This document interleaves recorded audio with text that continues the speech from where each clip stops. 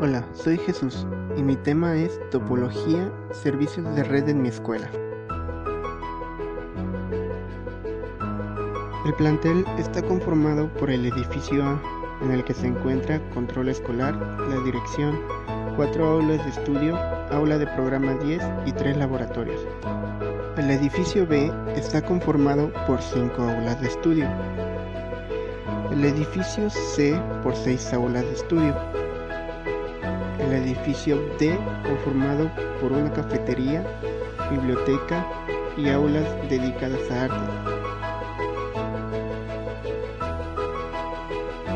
Por último se encuentra el edificio E, formado por audiovisual, computación y principalmente por sistema en redes y telecomunicaciones. Aquí en el edificio E, en el aula de redes, se colocó un servidor, del cual se le conectó un switch multiplayer, al cual se le conectaron 4 PCs y un router, con 2 laptops conectadas inalámbricamente.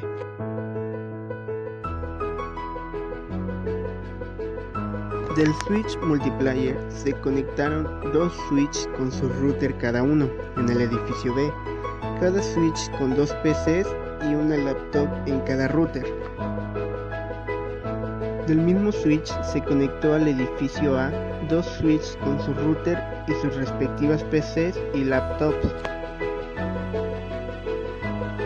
En el edificio D, de igual forma, un switch, un router, 2 PCs y 2 laptops.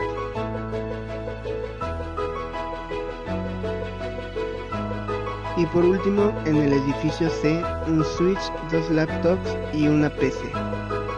En esta topología se muestran los servicios HTTP, DHCP, DNS, email y FTP.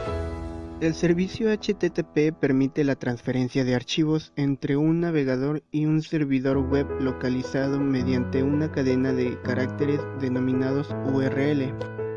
El servicio DHCP permitió la configuración de red de las PCs desde el servidor, en lugar de hacerlo en cada equipo. Realizando el servicio DNS, permite que las PCs identifiquen los sitios web y se conecten a ellos mediante direcciones IP. El email sirve para enviar y recibir mensajes en forma rápida y segura a través de un canal electrónico o informático. El servicio FTP funciona realizando desde una PC un programa cliente FTP para conectar con otra PC o servidor, que de igual forma tiene el servicio FTP, y una vez establecida la conexión pueden intercambiar archivos de todo tipo. Por último se encuentra todo lo que se le conectó al servidor.